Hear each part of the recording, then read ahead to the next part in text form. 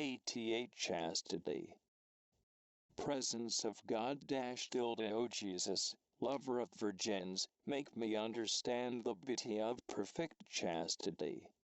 Meditation. 1. Know you not that you are the temple of God, and that the Spirit of God dwelleth in you? But if any man violate the temple of God, him shall God destroy. For the temple of God is holy, which you are. 1 Cor 3, 16.17. The grace of baptism consecrates the body of a Christian, makes it the temple of the living God, and a member of Christ. Hence every Christian has the duty of respecting his body, a duty which demands the virtue of chastity according to his state in life. Sins of impurity profane the body, the temple of God, and make the members of Christ the members of a harlot. 6:15. Outside of marriage, absolute continence is demanded of everyone without distinction. Conjugal chastity limits marital pleasure to the ends of marriage itself.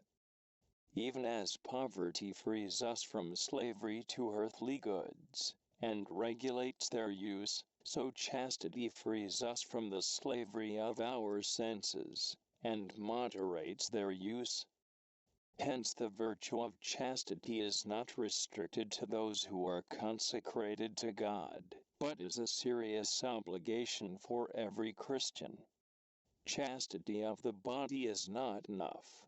We must also practice chastity of thought, desire, and heart, for Jesus has said, "The things that come forth from the heart defile a man. From the heart come forth evil thoughts, murders, adulteries." Mt 15, 18.19. Chastity of body, therefore, calls for chastity of heart.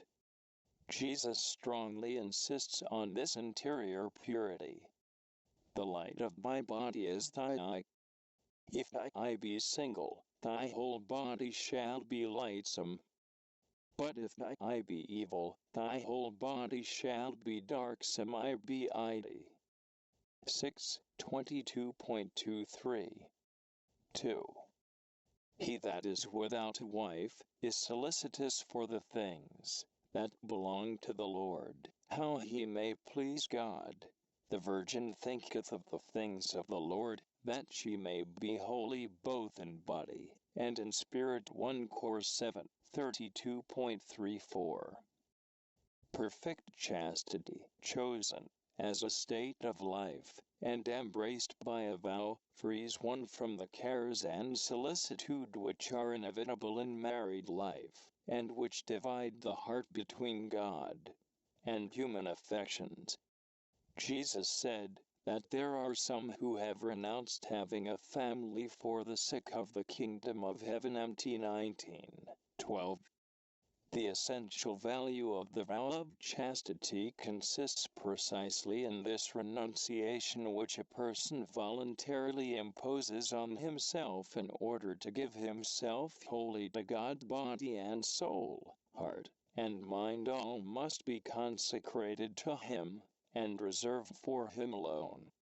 One who embraces the married state becomes a collaborator with God in the transmission of life to others. One who consecrates himself to God by a vow of chastity becomes his collaborator in the transmission of the life of grace to others.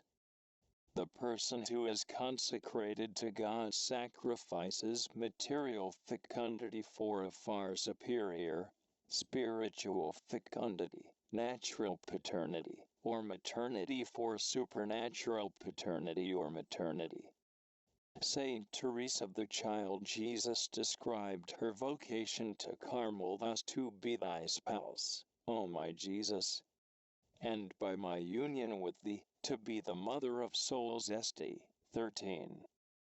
Such is the fruitfulness of virgins, the chaste generation, whom Jesus calls to the total renunciation of the licit joys of marriage in order to make them intimate collaborators in his work of redeeming and sanctifying the world. The vow of chastity does not shut souls up in a sterile life, but by binding them wholly to God, it opens up to them the sublime fertility of the apostolate. Perpetual virginity is a pure host offered to God, a holy victim.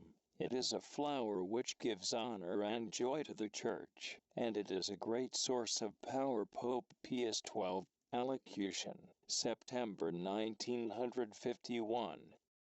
Colloquy. O Lord, all my hope is based on your great mercy. Give me what you command, and command what you will. You command that we be continent.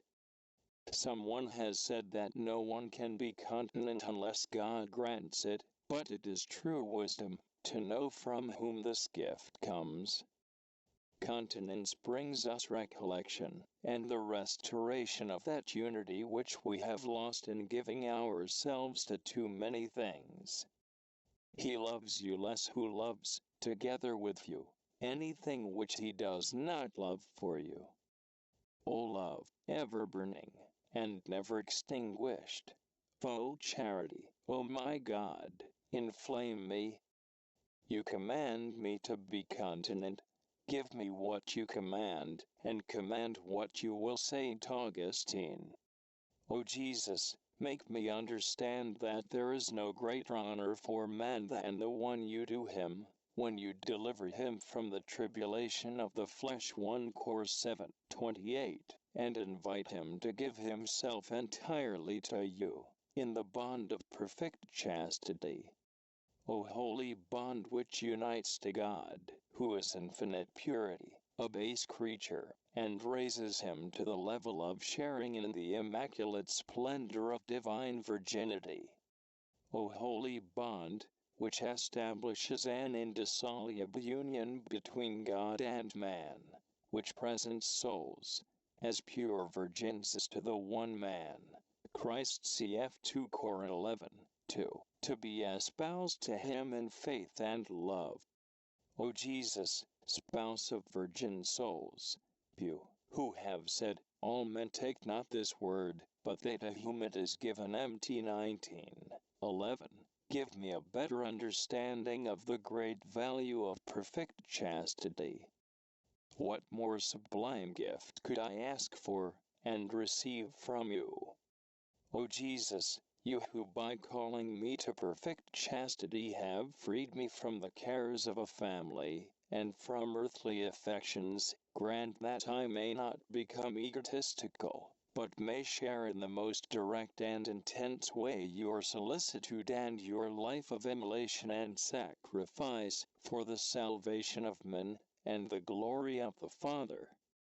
Do you want me to be a virgin, that I may collaborate more intimately with you, in the sublime work of redemption, and in the measure in which I give myself fully and generously to you, you will give me the gift of spiritual fecundity.